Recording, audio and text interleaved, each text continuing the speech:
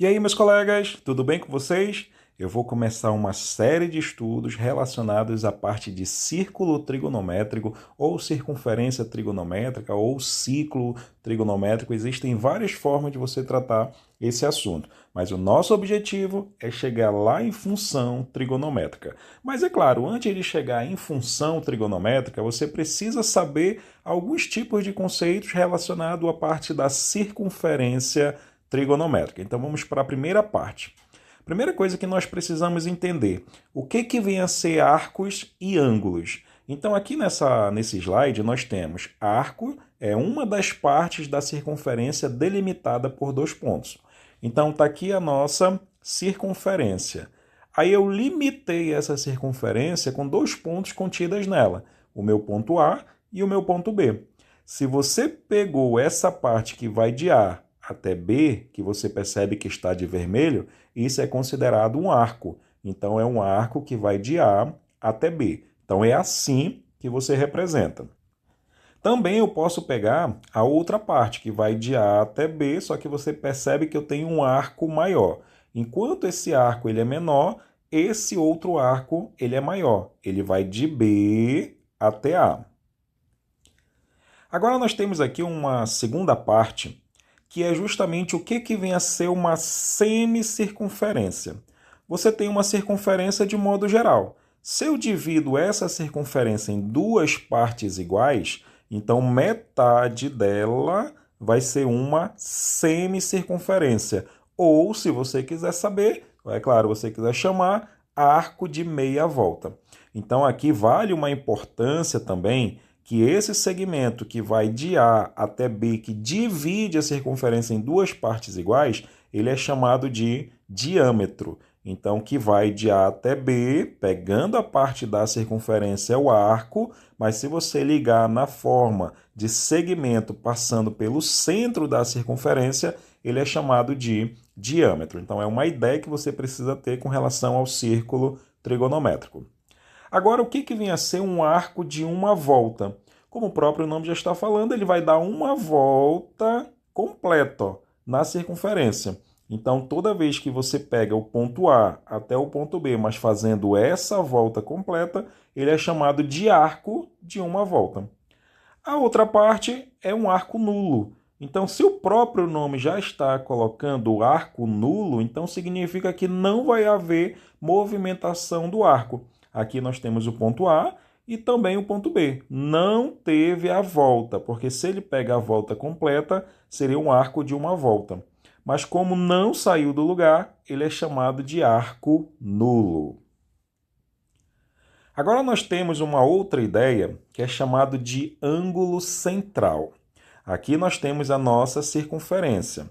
Todo arco de circunferência tem um ângulo central relacionado. Então, aqui você tem o ponto central da circunferência, você tem um ângulo de abertura e aqui você tem o arco que vai de A até B. Então, existe uma correspondência do arco que vai de A até B com esse ângulo central. Então, o ângulo AOB, ele é um ângulo central correspondente ao arco AB. Então, esta parte do arco é igual, ou melhor, daqui a pouco nós vamos verificar a questão de ângulo, mas eles são correspondentes, eles são iguais. Aí, olha só, medida de um arco. A medida do arco é igual à medida do ângulo central, aquilo que eu falei ainda há pouco. Então, você tem o arco AB. Ele corresponde à mesma abertura do ângulo alfa. Então, o que eu posso concluir? Que esse arco AB ele possui o mesmo valor de ângulo relacionado a esse ângulo central. Então, por exemplo, se a abertura desse ângulo é de 30 graus, o que eu posso perceber com relação à medida do arco que vai de A até B? Ele também possui um ângulo de 30 graus. Então, essa é a correspondência do arco com o ângulo central. Eles possuem a mesma medida em ângulo. Agora, um outro detalhe bem interessante é com relação ao comprimento do arco. Porque existe uma diferença da medida de um arco, porque essa medida do arco ela está dada em graus, ou seja, um ângulo correspondente ao ângulo central. Como se trata agora de comprimento, é como se você pegasse essa linha do arco e esticasse ela. Digamos que você pegou a tesoura, cortou aqui e você estica essa linha. Então tá aqui, ó. Essa medida de arco esticada é essa medida. Então você pode muito bem fazer uma medição desse arco. Aí, é claro, você vai ter uma medida de comprimento do arco. E é claro, como se trata de comprimento, pode ter várias unidades de medida. Pode estar em centímetro, pode estar em metros, pode estar em milímetros, mas existe a diferença do comprimento para a medida do arco, que é parte de ângulo. E aqui é parte de medidas, unidades de medidas. Centímetros, milímetros, metros e assim sucessivamente. Agora, um ponto bem interessante nessa parte do comprimento de um arco, porque eu já falei para você a medida de ângulo, eu já falei para você a medida de comprimento, só que agora tem essa novidade para vocês, que é a parte do radiano, que é um outro tipo de medida. Então, a medida de um arco cujo comprimento é igual ao raio da circunferência é chamada de radiano. Então, vale ressaltar. Nós temos a medida do raio e nós temos a medida do arco. Todas as vezes que elas forem iguais, ali você tem um radiano. Então, é muito importante você atentar para essa parte. Vamos observar o seguinte. Nós temos aqui, ó, um radiano é a medida de um arco cujo comprimento é igual à medida do raio, aquilo que eu acabei de falar para vocês. Nós temos a medida do arco, que vai de A até B, e nós temos a medida do raio. Eu estou representando essa medida do raio por R.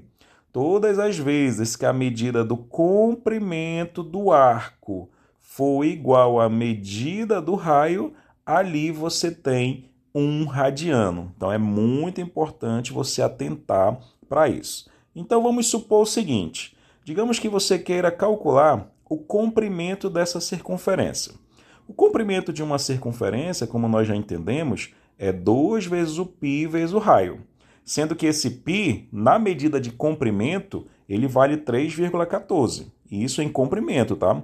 Então, 3,14 é a medida do π. Mas isso não vem ao nosso caso nessa transformação de radiano. Então, vamos observar o seguinte. Comprimento é igual a 2 vezes o π vezes o raio. Se ele está colocando que a medida do raio, a medida do raio é a mesma medida do arco, então ali eu tenho um radiano. Então, esse raio aqui, ó, como eu estou colocando como sendo a mesma medida do arco, eu vou substituir ele por um radiano. Então, comprimento é igual a 2 vezes o π e o raio passou a ser um radiano, que eu já fiz essa parte da colocação em cima da circunferência. Logo, comprimento é igual a 2π radiano. Então, nós temos essa ideia. Agora, vale ressaltar, bem interessante essa ideia, mas nós temos o seguinte. Esse comprimento é 2πr. Se eu fosse converter ele para graus, todo mundo aqui já teria uma noção que ele corresponde a 360 graus. Como eu fiz a conversão desse raio como sendo um radiano, ele passou a ter um comprimento de 2π radiano. Mas se eu fosse colocar ele em graus, ele é a mesma coisa que 360 graus. Então, o que eu posso concluir? Que 2π radiano equivale a 360 graus. Agora vamos fazer o seguinte, vamos calcular uma semicircunferência, que nós aprendemos ainda há pouco. É metade. Se eu dividir aqui por 2, nós temos π equivalente a 180 graus. Lembrando que isso que eu acabei de fazer era 2π radiano. E agora nós temos o π como sendo π radiano correspondente a 180 graus. Então, o que eu acabei de fazer? Eu estou mostrando para você uma conversão de graus para radiano. Então, você já precisa ter essa ideia. Então, só para a gente concluir toda essa relação. 2π radiano equivale a 360 graus e π radiano equivale a 180 graus. Então, é o que eu vou precisar para fazer as conversões de graus para radianos. Então, vamos ver alguns exemplos. Olha só esse exemplo. Um arco ele mede 30 graus. Ele quer saber qual vai ser essa medida em radiano. Então, como é que você faz essa transformação? É muito simples. Você já tem um padrão. Π radiano equivale a 180 graus, assim como 30 graus corresponde a quanto em radiano? Então, você vai fazer a aplicação proporção. O produto dos meios é igual ao produto dos extremos. Então, 180x é igual a 30π. Logo, x é igual a 30π dividido por 180. Aí, claro, eu posso muito bem simplificar esse zero com esse zero e dividir todo mundo por 3. Então, x é igual a π sobre 6. Logo, meus colegas, 30 graus em radiano corresponde a π sobre 6. Agora, vale ressaltar que a mesma coisa acontece se, digamos, em algum problema, ele chega à conclusão de π sobre 6. Está em radiano. Mas como é que eu poderia transformar de radianos para graus? É muito simples. É só você lembrar do padrão, que π equivale a 180 graus. Então, no lugar do π, você coloca 180. Aí você está fazendo uma conversão de radianos para graus. Aí você coloca 180 dividido para 6. Resultado, 30 graus. Aí você precisa ter esse mecanismo para as conversões de graus para radianos. Olha outro exemplo. Em uma circunferência, o ângulo central mede π sobre 4 radianos. Então, essa é a medida em radianos.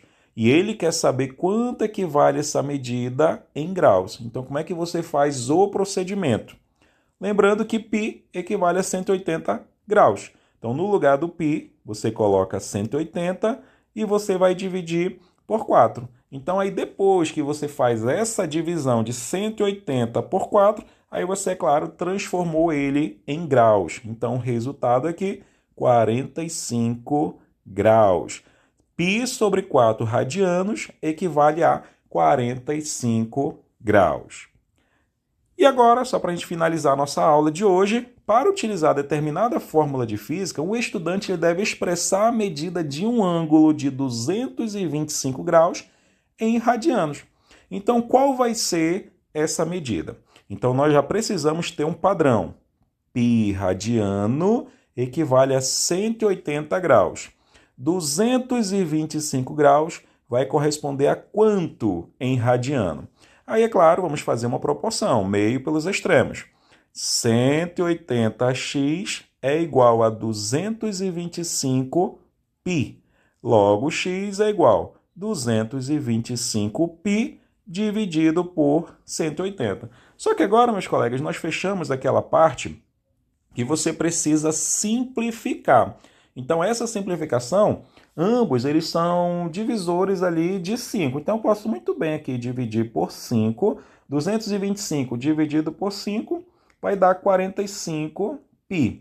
Agora, 180 dividido para 5, o resultado vai dar 36. Só que agora você percebe que esse 45 e esse 36 dava para dividir por 9 logo. Ó. Então, 45 dividido por 9 vai dar 5π. E 36 dividido por 9 vai dar 4. Então, o que nós podemos concluir? Que 225 graus corresponde a 5π sobre 4 radiano. Aí, ou seja, você vem e marca a letra C.